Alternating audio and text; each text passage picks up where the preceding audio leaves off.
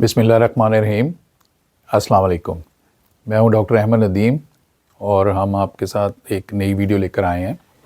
तो last video जो थी मैंने बनाई थी वो स्केबीज़ की थी, और ये जो है स्केबीज़ यानी ख़ारिश, और ये है फंगल इन्फेक्शन, स्किन की फंगल इन्फेक्शन। फंगल इन्फेक्शन तो जो है ना वो सिस्टेमिक भी हो सकती है, लेकिन हमने इसको लिमिटेड रखा है स्किन के साथ।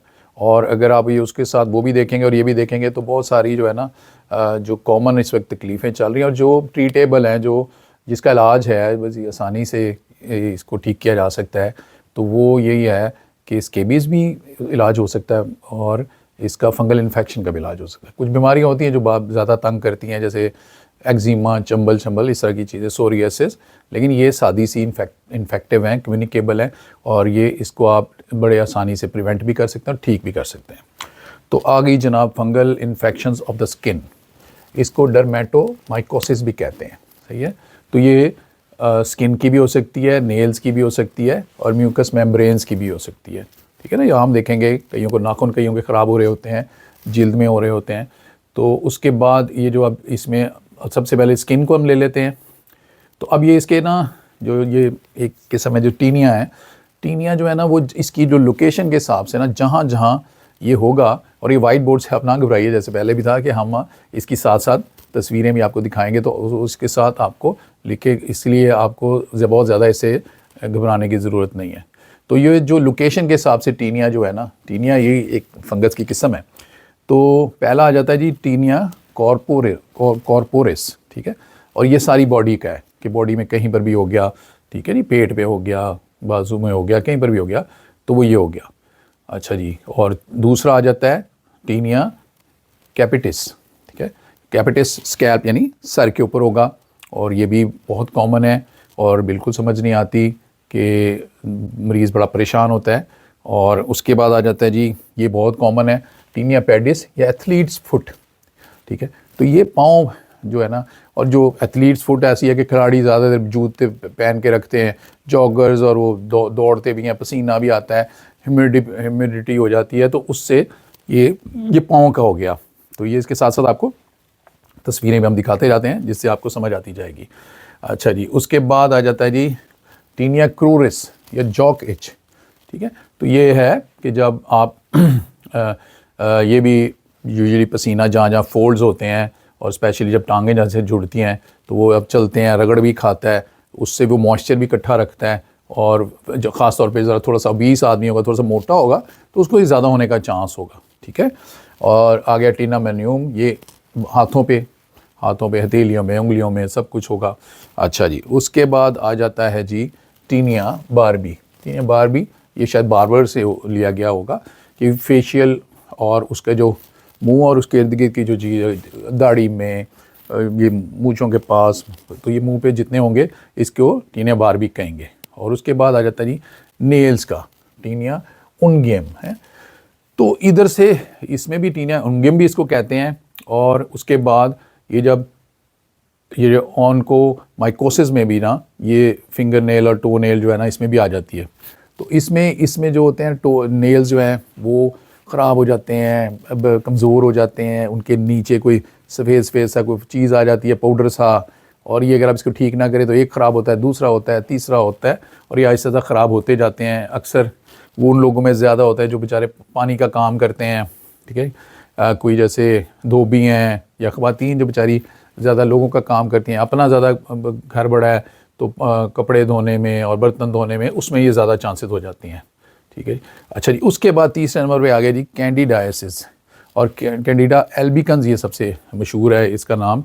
और इसमें आ जाता है सबसे ज़्यादा ओरल थ्रश। तो ये बच्चों में जो जैसे ज़ुबान सफ़ेद हो जाती है यूजुअली बच्चों में, लेकिन बड़ों में भी हो सकता है, तो ये बच्चों में बहुत आम है, ठीक है, और वक्त के साथ से बढ़ता जा रहा है। अच्छा जी। Diaper rash. हाँ भाई, डायपर रैश जो है ना, ये जो बच्चा जो है वही जिसको हम आप कह लें पैम्पर वगैरह जो होता है, जो वो तो वो इसमें इतनी ज़्यादा क्वालिटीज़ आ गई हैं, इतना ज़्यादा ये इसका रुझान हो गया और इतना ज़्यादा ये महंगा पड़ता है कि गरीब लोग जो हैं, जो मिडिल क्लास, वो बहुत ज़्यादा यूज़ नहीं कर सकते।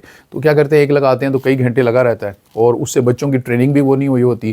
पुराने ज़माने में लंगोट शंगोट लगाते थे तो उससे बच्चे को समझ आ जाती है भी मैंने अब इसी वक्त मैंने यूरिन करना है, पास करना है, और वो खुल के करता था। तो ये थोड़ा थोड़ा यूरिन पास करता रहा, गीला होता है, तो गीलेपन की वजह से, और किसी को थोड़ा सा डायरिया हो गया किसी, तो वो उससे ये डायपर रैश बहुत कॉमन है, ठीक ही नहीं होता।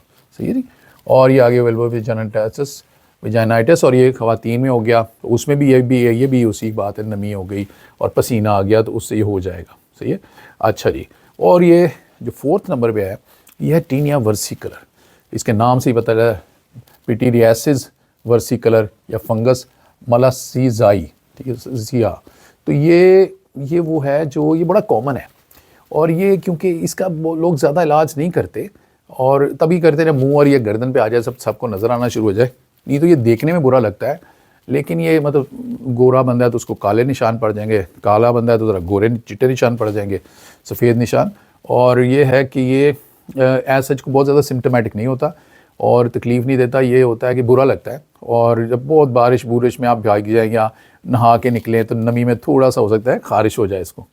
तो ये जनाब, ये तो हो गई ये सारी जो इसकी तस्वीरें भी आप देखते जा रहे हैं साथ साथ, तो इससे आपको ज़रा अंदाज़ा होता जाएगा कि जिसको अगर उसको डायग्नोस करने में थोड़ा सा अंदाज़ा हो जाएगा, शक कि भाई ये वाली मुझे। और फिर भी जैसे है कि डॉक्टर के पास ही आप जाएंगे और उन्हीं से आप डायग्नोसिस भी करा सकते हैं, और उन्हीं से आप मैनेजमेंट भी, इलाज भी उन्हीं से कराएंगे, लेकिन थोड़ा सा आपको इसका आइडिया हो जाएगा। ठीक है जी।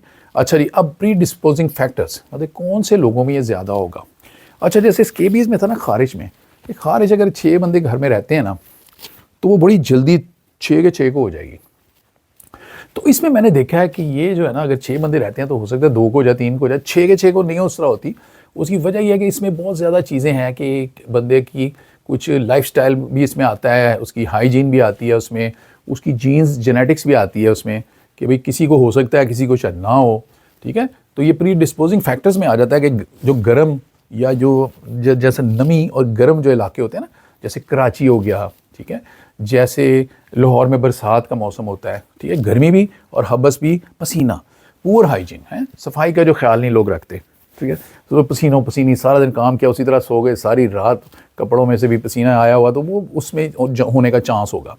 अच्छा जी, जिसको ज़्यादा पसीना आ रहा है या पसीने वाला काम करता है, टाइट किस्म के कपड़े पहने हुए हैं, और डैम्प पब्लिक प्लेसेस जो है ना, जैसे शावर्स या लॉकर्स, या जैसे अंग्रेज़ों में होता है कि वहाँ पे शावर्स हैं और लॉकर रूम है आपके अलहदा वहाँ पे, तो वहाँ पे समा आपका जो हो गया, तौलिया हो गया आपके, इस तरह की चीज़ें आप जब शेयर हो जाती हैं उससे हो जाएगा। अच्छा, इसमें आ गया, फिर इसमें आ गई क्लोथिंग्स आ गई जिम में, या जैसे मॉस्क के जो मैट्स हैं, जिम के भी मैट्स होते हैं, मॉस्क के मैट्स हैं, तो उसमें भी आप, मस्जिद के भी मैट्स में कई दफ़ा नमी शमी होगी, किसी एक बंदे ने के साथ दूसरा बैठेगा तो चांस हो जाता है। और ये जैसे अमीर लोगों का सुहाना बात या स्टीम बात हैं, उसके ज़रिए भी हो सकता है। सही है। अच्छा, अब ये इसमें ये एक बात है कि इम्यूनोसप्रेशन, जो इसकी बंदे की इम्यूनिटी कम है, इम्यूनिटी कम किन लोगों की हो सकती है, जिसको शुगर है, जिसको HIV यानी एड्स का जरासीम है, और जिसको क्योंकि जैसे कैंसर का पेशेंट कीमोथेरेपी लग रही है, तो ये एग्जांपल है, इन 3 लोगों में इम्यूनिटी बहुत कम होती है, इन लोगों में ये बड़ी चांस है कि ये फंगस हो जाए। ठीक है, और अब जनाब ज़्यादा चांस है कि इंसान से इंसान, बंदे से बंदे को होगी। ठीक है, कि एक बंदे के घर में है, तौलिया शेयर कर लिया, साबुन शेयर कर लिया, तो उससे हो गई। ठीक है, उसके बाद कोई जिल्द अगर साबित है तो बहुत मुश्किल है, जिल्द बहुत मोटी होती है, तो जिल्द में कोई इंजरी आ गई, कोई और या कोई ब्रीच आ गई स्किन में, तो उसके ज़रिए वो जरासीम जो है ना, वो आपका फंगस घुस गया अंदर। ठीक है। अच्छा, एरियाज़ ऑफ फ्रिक्शन, जो रगड़ वाले, मैंने बताया ना, जो मोटा बंदा होगा, थोड़ा सा 20, थोड़ा सा वजन ज़्यादा होगा, तो वो जब वो चलेगा उसकी टांगें आपस में मिलेंगी, वहाँ ये हो सकता है। ठीक है, तो वो फ्रिक्शन होगा, और वो उस जगह नमी भी वो ट्रैप कर लेगा, वो इकट्ठी हो जाएगी नमी, तो वहाँ पे भी ये, फिर मैंने बताया ना, नमी के साथ और मॉइस्चर के साथ ये जो है ना, इसमें ये बड़ी खुशी से फलता फूलता है। अच्छा जी, अब इसका डायग्नोसिस कैसे होगा जी। ठीक है, डायग्नोसिस, अब डायग्नोसिस जो है, एक तो सीधा सा है ना, क्लिनिकल एग्जामिनेशन। ठीक है, डॉक्टर पास जाएंगे, डॉक्टर से टीनिया वर्सिकुलर, मैं 1 सेकंड में देखूंगा तो मुझे पता लग जाएगा, यार ये देखो ये सफ़ेद निशान है, तो वो ये चांस है टीनिया वर्सिकुलर है।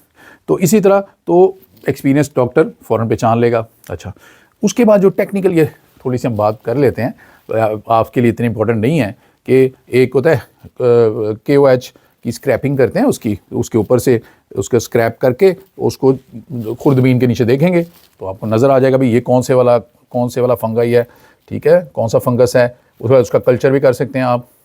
अच्छा, उसके बाद वुड्स लैम्प है, एक लैम्प होता है ख़ास, उसमें वो ये टीनिया वर्सिकलर है, वही जो मैंने बता रहा था ना, काले बंदे पे सफ़ेद निशान, सफ़ेद बंदे पे ज़रा डार्क निशान, काले निशान, तो उसके लिए वुड्स लैम्प बड़ा मशहूर है।